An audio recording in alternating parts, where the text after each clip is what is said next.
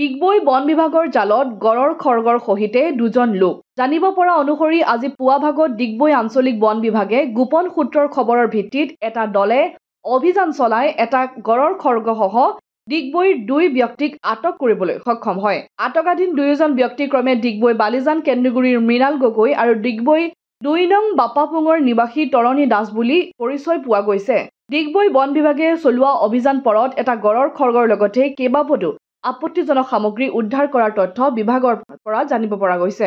উল্লেখ্য যে উদ্ধাৰ হোৱা সামগ্ৰী কেইপদ বিক্ৰী কৰি দিয়াৰ প্ৰলোভনেৰে ডিগবৈ লক্ষীপথাৰৰ চাংমাই উপাধিৰ এজন লোকে কেইবা মাহ ধৰি আটকাধীন ডিগবৈ বালিজান কেন্দ্ৰগুৰিৰ নিবাসী মৃণাল গগৈক যোগাযোগ কৰি আহিছিল বুলি সংবাদ মাধ্যমত সন্মুখত গগৈৰ আত্মীয়ই জানিবলৈ দিয়ে। উল্লেখ্য যে গড়ৰ খৰ্গসহ আটক কৰা দুয়োজন ব্যক্তি ডিগবৈ শোধনাগাৰৰ ঠিকাভিত্তিক কৰ্মচাৰী। আটকাধীন দুয়োকে ডিগবৈ আঞ্চলিক বন বিভাগৰ কাৰ্যালয়ত খৰ্গটোৰ সন্দৰ্ভত সোধা পোছা অব্যাহত ৰাখিছে।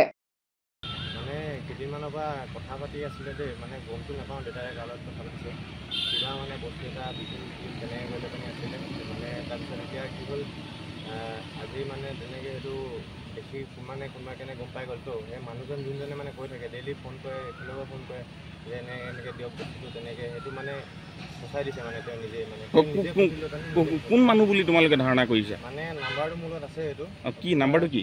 690160949998। কোন মানুহ আছিলে? কিবা চাংমাই গগৈ নাম। চাংমাই গগৈ ক'ৰ আছিলে মানুহ? ক'ৰ হয় জানা নি? মানুহজন নাজানো, খালি ফোন কৰিলে তেনেকৈ কথা পাতিম। এইটো কেইদিনমানৰ পৰা ফোন যোগাযোগ হৈ আছিল? যে কি 2 সপ্তাহমান হ'ল। 2 সপ্তাহমানৰ হ'ল। এই বস্তুটো তোমালোকৰ ঘৰতে পাইছে নি এতিয়া? আমাৰ ঘৰত নাই পোৱা, বাহিৰত পাইছে। বাহিৰত পাইছে মানে মানুহজনে দিলে কাৰণে ফোনে ফচাই দিছে। ফচাই দিয়া হেৰি কৰিছে। দেউতাৰ নাম কি? মৃণাল গগৈ। এতিয়া তোমাৰ দেউতাৰ লগতে আৰু কোনোবা ধৰিছে নি? কোনোবা ধৰে মানে লগতেতো আছিলে মানে লগৰজন মানে। তেওঁৰ নামটো কিবা জানা নি? তৰণী দাস। তৰণী দাস কোনখিনিত থাকে? এতিয়া ডিগবৈ হেৰি আঞ্চলিক বন বিভাগ কাৰ্যালয়ত আছে। কোনখিনিত থাকে? আপোনাৰ বাপাপুং। তোমালোকৰ ঘৰটো? এতিয়া তোমাৰ দেউতাক ফচাই দিয়া সন্দেহ কৰিছা তোমালোকে? মানে এই বস্তুটো তোমালোকৰ ঘৰৰ ভিতৰত পোৱা নাই, কিন্তু তোমালোকৰ দেউতাৰ লগত যোগাযোগ কৰি আছিলে এই নাম্বাৰটোৱে।